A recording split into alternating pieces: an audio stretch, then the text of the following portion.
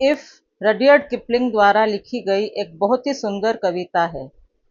आज हम इस कविता को पढ़ेंगे और सहज भाषा में समझने की कोशिश करेंगे। इस कविता को जेम्स इंग्लिश रीडर क्लास 8 से लिया गया है। कविता शुरू करने से पहले आइए समझ लेते हैं कि कवि इस कविता द्वारा कहना क्या चाहते हैं। यह कविता एक अच्छे और सफल जीवन जीने की सलाह देती है। इसमें एक पिता अपने बेटे को समझा रहे हैं कि अगर वह ईमानदार रहे, खुद पर काबू रखे और जीवन की मुश्किलों का डटकर सामना करे, तो वह एक सच्चा और समझदार इंसान बन सकता है।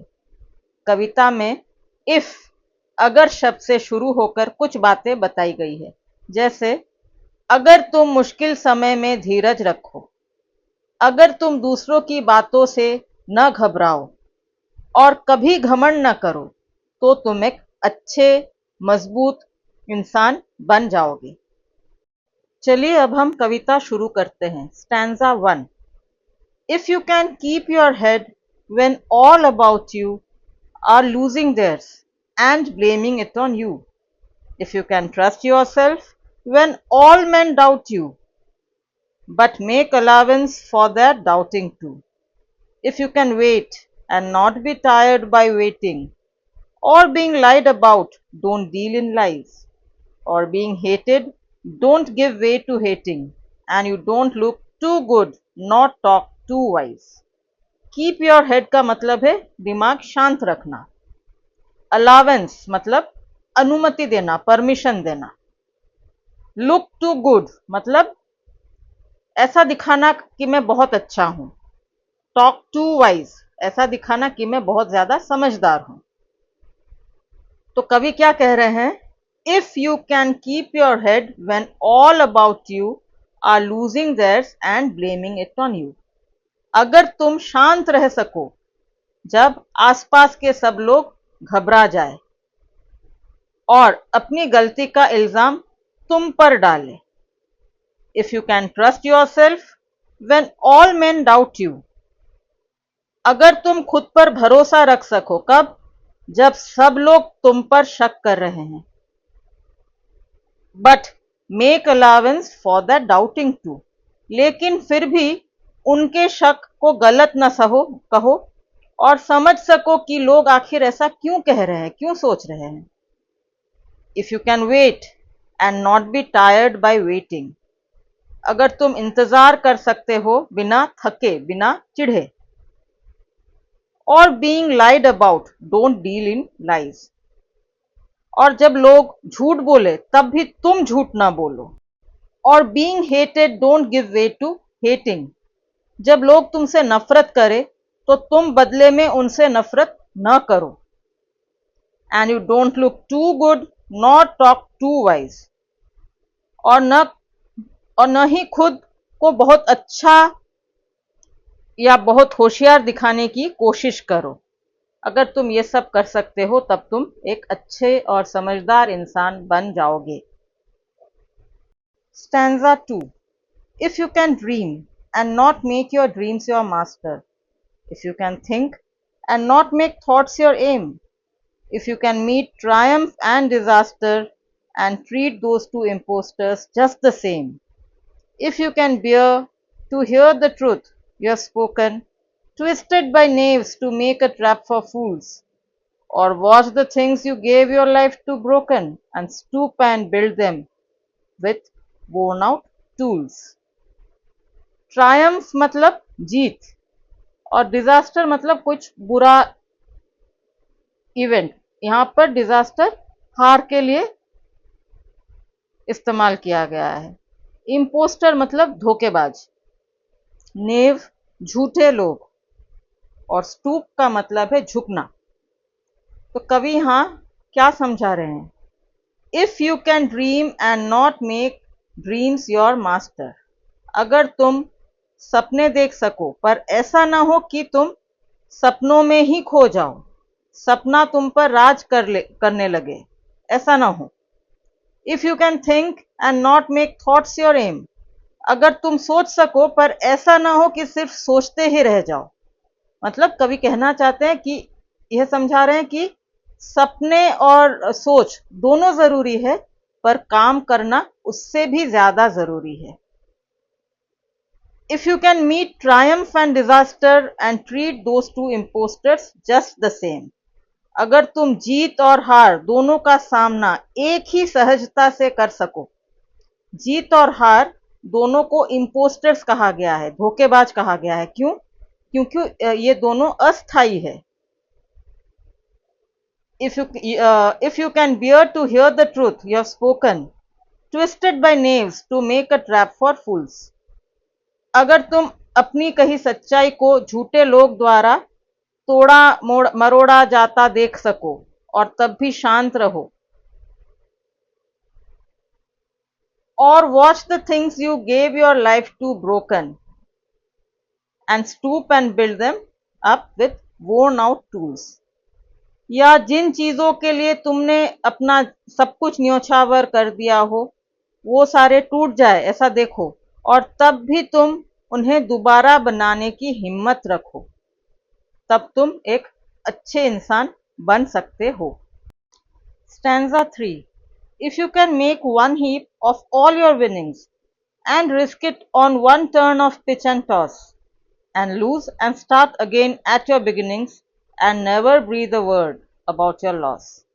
If you can force your heart and nerve and sinew to serve your turn long after they are gone, and so hold on when there is nothing in you except the will which says to them, hold on. Never breathe a word मतलब किसी से भी न कहना।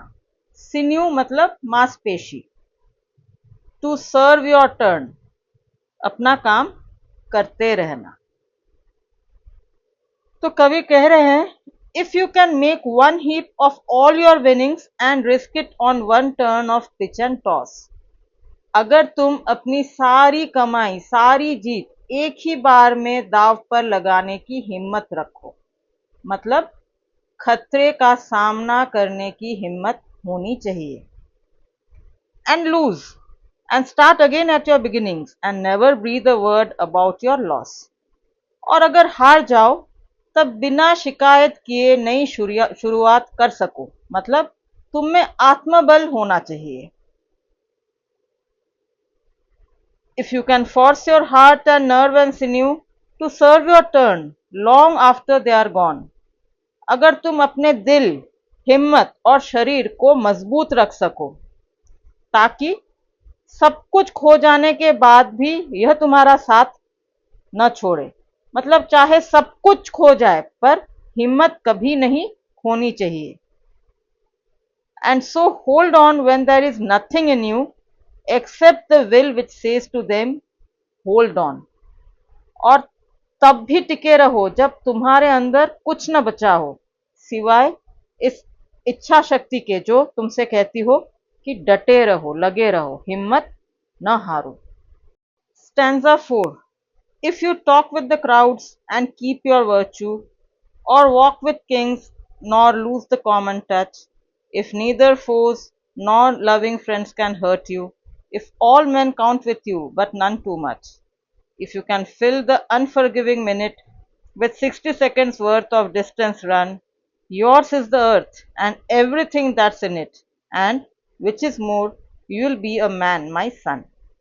Virtue मतलब अच्छे गुण, और फो का मतलब होता है एनिमी, दुश्मन। If you talk with the crowds and keep your virtue, मतलब अगर तुम साधारण लोगों से बात कर सको और अपने अच्छे गुण न खो। और walk with Kings not lose the common touch, या राजाओं के साथ चलो पर तब भी साधारण बने रहो, विनम्र बने रहो। मतलब कवि कहना चाहते हैं कि जिनसे भी मिलो, गरीब या धनी, हमेशा अपने वजूद को याद रखो। If neither foes nor loving friends can hurt you, अगर ना दुश्मन ना दोस्त तुम्हें दुख पहुंचा सके। If all men count with you but none too much, अगर सब लोग तुम्हारे लिए जरूरी है लेकिन कोई भी बहुत ज्यादा जरूरी नहीं है, मतलब रिश्तों में संतुलन बनाए रख सको, एक संयम बनाए रख सको। If you can fill the unforgiving minute with 60 seconds worth of distance run, अगर तुम एक एक पल का पूरा उपयोग कर सको। Unforgiving minute. क्यों अनफॉरगिविंग कहा गया है? क्योंकि जो समय है वो किसी को भी माफ नहीं करता, दूसरा मौका नहीं देता। जो समय चला गया वो हमेशा के लिए चला जाता है। इसलिए एक एक मिनट, हर एक पल का तुम सही से अगर इस्तेमाल कर सको। Yours is the earth and everything that's in it. तो फिर यह दुनिया और इसमें जो कुछ है वो सब तुम्हारा होगा। And which is more, you will be a man my son. और इससे भी बड़ी बात क्या है, तुम एक अच्छे इंसान बनोगे मेरे बेटे। तो यहाँ पर इस कविता की एक्सप्लेनेशन खत्म होती है। मैं आशा करती हूँ कि आप लोगों को यह कविता अच्छे से समझ आ गई होगी। आइए अब झट से हम वर्ड मीनिंग्स देख लेते हैं और उसके बाद फिगर्स ऑफ स्पीच भी करते हैं। Word meanings. Keep your head, to remain calm, शांत रहना। Allowance, permit something for a specific purpose, किसी खास काम के लिए अनुमति देना। Look too good, show yourself as a superior person, अपने आप को बहुत ज्यादा अच्छा दिखाना। टॉक टू वाइज, बोस्टफुल, अपने आप को बहुत ज्यादा होशियार दिखाना। Triumph, victory, Jeet. Disaster, an event that causes damage, ऐसी कोई घटना जिससे बहुत नुकसान हो गया हो। इम्पोस्टर, फ्रॉड, धोखेबाज। नेव, डिसऑनेस्ट, धूर्त। स्टूप, बेंड, झुकना। Never breathe a word, not reveal a secret, किसी को न बताना। Sinew, the tissue that ties muscle to bone, मांसपेशी। To serve your turn, be helpful, अपना काम करते रहना। वर्च्यू, अ गुड क्वालिटी, एक अच्छा गुण। फोर्स, एनिमीज, दुश्मन। Figures of speech. पहला है रेपिटेशन। इफ यू कैन को दोहराया गया है, इट हैज बीन रिपीटेड। उसके बाद है एजोनेंस, जिसमें वॉवेल साउंड्स रिपीट किया जाता है। The sound of A and O have been repeated, ये दोनों ध्वनि को दोहराया गया है। If you can trust yourself when all man doubt you, and yet don't look too good, not talk too wise. A और O का जो ध्वनि है उसको बार बार दोहराया गया है। उसके बाद है कॉन्सोनेंस। कॉन्सोनेंट साउंड्स को एक ही लाइन में दोहराया जाता है, जैसे साउंड ऑफ एम, एम की जो ध्वनि है। If you can dream and not make dreams your master, M को रिपीट किया गया है।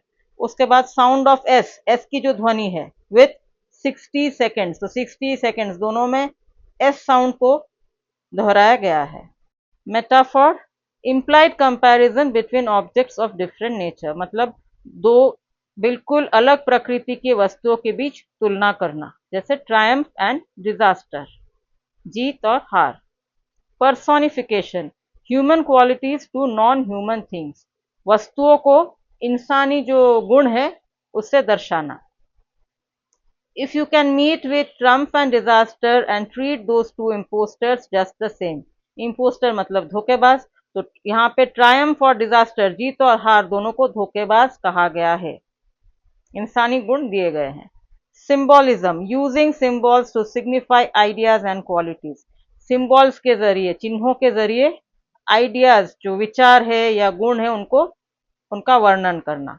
ड्रीम, ट्रायम्फ, डिजास्टर, नेव, फूल।